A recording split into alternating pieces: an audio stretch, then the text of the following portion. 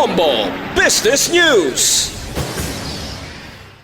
Ginapasiguro sang Department of Agriculture nga magapadayon ng pagnubo sang presyo sang bugas tubtob sa tuig 2026. Suno kay Agriculture's Assistant Secretary Arnel Di Mesa, apisar pa nga may pagtaas sa presyo sa mga ulutanon, isda kag karne, padayon naman nga naganubo ang presyo sang bugas. Ini ang resulta sang pagnubo man sang presyo sa international market. Pahayag pa ni Di Mesa nga ini ang epekto ang mataas nga rice production sa pila ka mga pungsod, partikular na sa India kag Vietnam. Dugang pa niya, makita ng epekto sang temporary rice importation ban nga ginpatuman sang gobyerno. Ginsiguro man sang opisyal nga indi gidtuman nga maapektuhan ang farm gate price ang humay sang lokal nga mga mangunguma bangod sa mga ginaimplementar nga pulisa.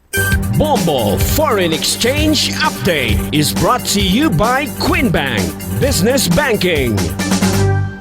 Kabombo, ang masunod nga dollar kag iban nga currency exchange rates ang ginbase sa closing transactions ang Bangko Sentral ng Pilipinas kag Bankers Association of the Philippines ang Biyernes. Wala sang official transactions ang Sabado kahapon Domingo. Sa reference rate, 56 pesos and 92 centavos ang baylo sang US dollar, 7 pesos and 33 centavos ang baylo sang Hong Kong dollar, 44 pesos and 36 centavos ang baylo sang Singapore dollar, 15 pesos and 25 centavos ang baylo sang Saudi Riyal, kag 66 pesos and 65 centavos ang baylo naman sang isa ka euro.